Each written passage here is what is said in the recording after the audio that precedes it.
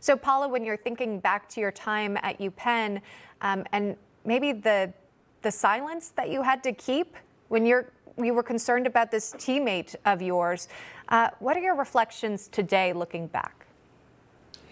You know, I think when we really look at this issue, it's become really widespread and mainstream. I know I've worked with Kim on this issue for years now, but when we first started this journey, I mean, this is something that was not talked about. The stories of this happening in high school were not shed light. There weren't podcasts talking about it. It wasn't on the news.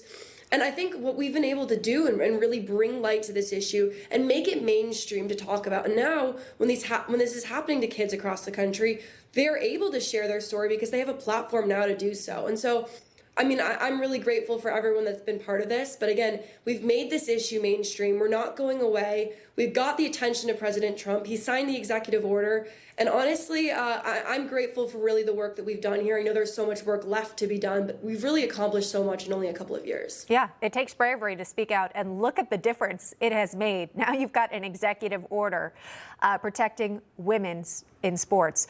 Maine universities also appear to be falling in line, agreeing to keep biological men out of women's sports to restore federal funding after violating Title IX laws over transgender athlete policies. The USDA now claims UMS is in full compliance with Trump's executive order, issuing in a statement here. After the United States Department of Agriculture initiated a Title IX compliance review regarding federal funding, the University of Maine system has clearly communicated its compliance with Title IX's requirement to protect equal opportunities for women and girls to compete in safe and fair sports, as articulated in President Trump's executive order. UMaine's decision to side with sanity is a win for women and girls in Maine. Kim, are we seeing some of these states and universities come to their senses and actually follow the president's plan? I think the intent is there, but no. In effect, there are still men participating on women's sports teams, and a huge part of being able to participate on a women's sports team is knowing that you have a protected environment in which to prepare and get ready. And that means these locker rooms need to not have men in them.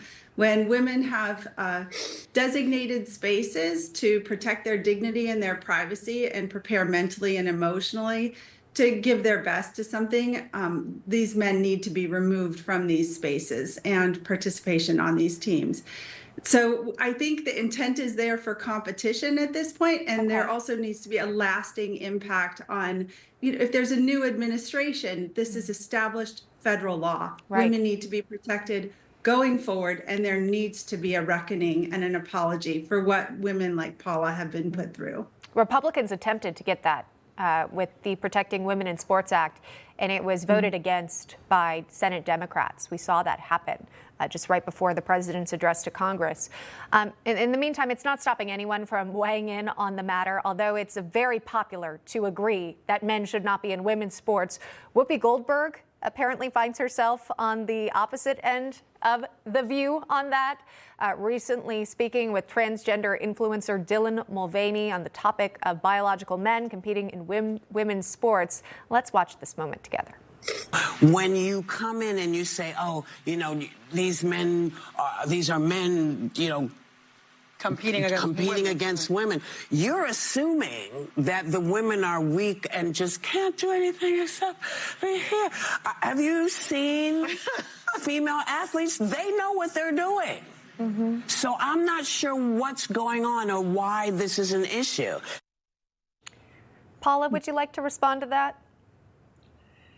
You know, I saw that clip before. It's just so out of touch. I think really what they need to realize is this is not a Republican-Democrat issue. This is a common sense issue.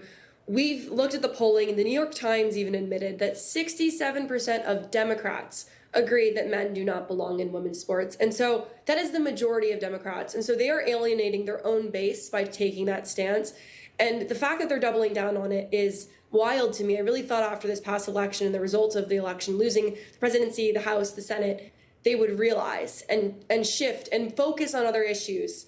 But no, they're doubling down on this. And honestly, for their sake, I hope they figure it out, because they're going to have a hard time winning another election if they continue to double down on this. Information. truth is freedom. Is Newsmax. It's real news for real people.